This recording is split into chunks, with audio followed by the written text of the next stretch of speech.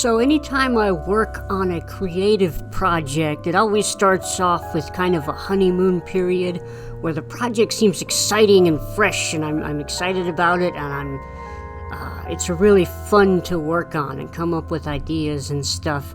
And at some point, about maybe a third of the way through implementing the project, the fun kind of wears down and it just starts to become work.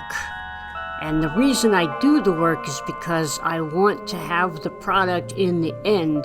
So it's worth it and I work through it. But let me tell you, working on some of these architecture buildings, it's getting to be kind of tedious.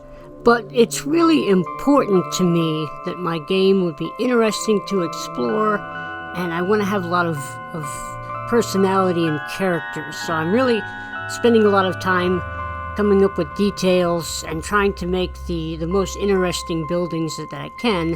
And I don't want to use, pre-made buildings from the asset store or something like that. I want things that are kind of part of the world that I'm creating. So in my last video, I kind of made the first floor of this castle-y sort of looking building, and today we're going to carry on with the second floor because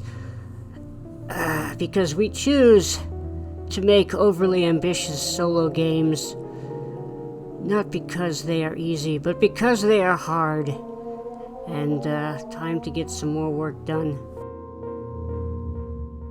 So here's a cool new feature for the top floor. We're going to make a Gothic arch window, and I'm going to start off with 2 circles in Blender, because if you didn't know, the perfect Gothic arch is the intersection of 2 circles where the centers of the circles are 1 diameter apart. Well, wait, 1 radius. No, I don't know. Right in between. That's the scientific term, because, this is a very educational YouTube channel, which is very accurate. So we take the 2 circles and we join them together, and then we're just going to cut off the parts we don't need anymore. 7 vertices in perfect harmony. Now we can expand this and make the whole window frame.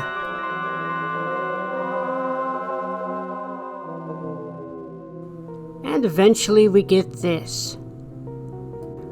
I'm going to add a mirror modifier so that it duplicates the window. There's going to be an inside and an outside facing part of the window.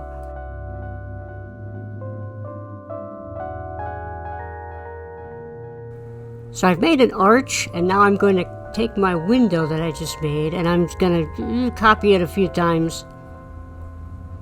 We'll have like a nice little arc of windows going over the arch.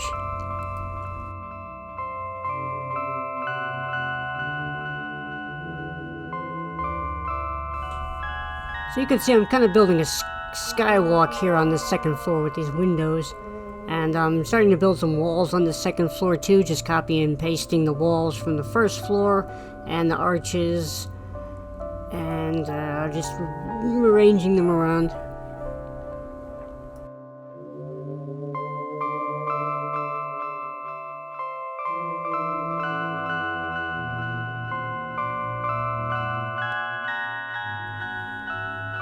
And right next to our skywalk, we have kind of this awkward looking corner here. So I thought maybe randomly I would just add a big old turret here for some reason. So I'm going to go up to the menu and just add a simple cylinder.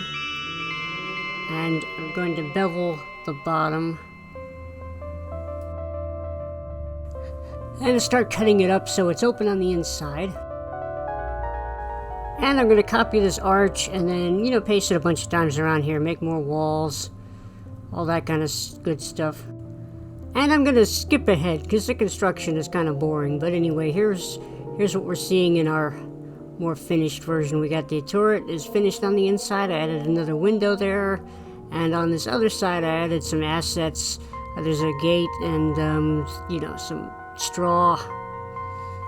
Just for decoration. You're not going to be able to go in there. across through the skywalk, and this part's still pretty empty, so we're gonna add something here too. Just for fun, I drew some fancy details on a sheet of graph paper, and we're gonna focus on this particular one right here. So I'm gonna make a little box window here, so I'm gonna bring my texture onto a quad in Blender.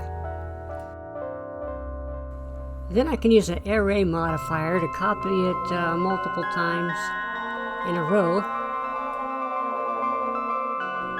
But that's not quite what I want. So first I want to mirror it so that I have a symmetrical pattern.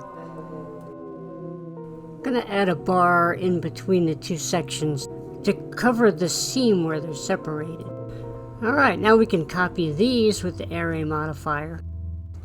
And when I bring this into Unity, I want it to have a wood texture blended in with the pattern.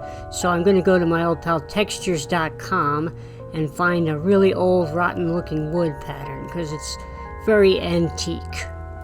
And here's how it looks in the game. You can see I added some more wooden framing around it and a roof, and it's right next to our turret here. And you can see our little skywalk right in between. It's kind of tucked in there. So now our little castle building is starting to look a little bit more fleshed out.